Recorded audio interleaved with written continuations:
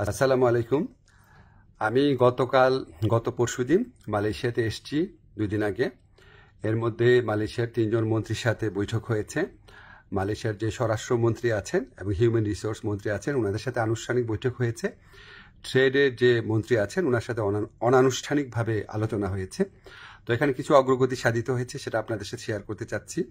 প্রথম খবর যেটা, আপনারা জানেন গত বছর মালয়েশিয়ার প্রধানমন্ত্রী আনোয়ার ইব্রাহিম সাহেব বাংলাদেশে গিয়েছিলেন। উনি বাংলাদেশের এখন যে আপনার অন্তর্বর্তী সরকারের যে আমাদের প্রধান উপদেষ্টা আছেন ডক্টর মোহাম্মদ ইউনূসের ব্যক্তিগত বন্ধু। তো উনি তখন প্রতিশ্রুতি দিয়েছিলেন যে গত বছর যেই বাংলাদেশি শ্রমিকরা মালয়েশিয়াতে আসতে পারে নাই শেষ মুহূর্তে, তাদেরকে উনি মালয়েশিয়াতে আসার সুযোগ করে দিবেন। এটা নাম্বার ছিল 17,000-এর মতো। তো এটার ভিত্তিতে আমরা অনেক আলোচনা করেছি। তো তারা বলেছে তারা ব্যাচ ওয়াইজ নিবে। তো প্রথম ব্যাচ হিসাবে 7,926 জনের তালিকা ওনারা চূড়ান্ত করেছেন এবং এটা খুব অল্প সময়ের মধ্যে ওনাদেরকে মালয়েশিয়াতে কাজ করার সুযোগ দেওয়া যাবে, এই প্রক্রিয়া শুরু করে দিয়েছেন ওনারা। সেকেন্ড যে নিউজটা, ভবিষ্যৎ কর্মসংস্থানের ক্ষেত্রে আমরা বিভিন্ন সূত্রে জেনেছি আগামী কয়েক মাসে মালয়েশিয়া 1 থেকে 1.5 লক্ষ বিদেশি শ্রমিক নিতে পারে। তো আমাদেরকে মালয়েশিয়ার যে ইন্টেরিয়র হিউম্যান রিসোর্স মিনিস্টার আছে উনি আশ্বস্ত করেছেন লোক দেওয়ার ক্ষেত্রে বাংলাদেশকে সর্বোচ্চ অগ্রাধিকার দেওয়া হবে। বাংলাদেশ থেকে সবচেয়ে বেশি লোক নেবেন ওনারা, যেটুকু আশ্বাস আমরা পেয়েছি।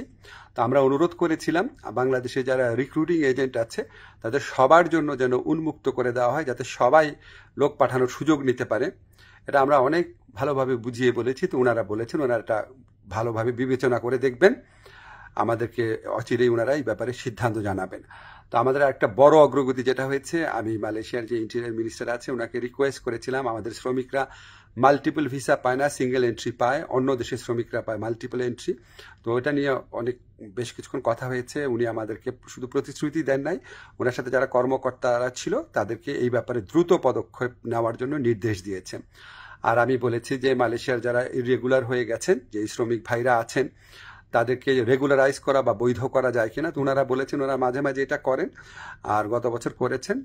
আর ওনারা বলেছেন যে যাদের পাসপোর্ট এক্সপায়ার্ড হয়ে যায়, ভিসা এক্সপায়ার্ড হয়ে যায়, তাদের ক্ষেত্রে এটা হয়তো করা সম্ভব হবে না। তখন আমি বলেছি দেখেন অনেক সময় আছে যে মালিকের গাফলতির কারণে বা মালিকের ত্রুটির কারণে এটা হয়, তো সেগুলি আলাদাভাবে বিবেচনা করা যায় কিনা। ওনারা প্রতিশ্রুতি দিয়েছেন ওনারা এটা বিবেচনা করে দেখবেন।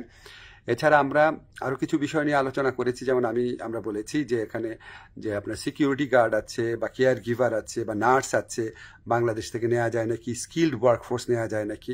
ওনারা আগ্রহ দেখিয়েছেন, এ ব্যাপারে আমাদের আলোচনা অব্যাহত থাকবে। তো আমরা মোটামুটি আশাবাদী এবং আমরা মনে করি যে এই যে এতটা ফলপ্রসূ একটা আলোচনা হলো, সেটা আমাদের প্রধান উপদেষ্টার অবশ্যই উনার বন্ধুত্ব, উনার গাইডেন্স আছে, উনার যে বন্ধুত্ব আছে মালয়েশিয়ার প্রধানমন্ত্রীর সাথে, উনার যে গাইডেন্স আছে আমাদের প্রতি, আপনাদেরকে জানাচ্ছি। ব্যক্তিগতভাবে উনি মালয়েশিয়ার শ্রম বাজার নিয়ে ব্যক্তিগতভাবে উনি আমাদেরকে নির্দেশনা দিচ্ছেন, বৈঠকে বসছেন, ওনার কথা মতোই আমরা কাজ করছি।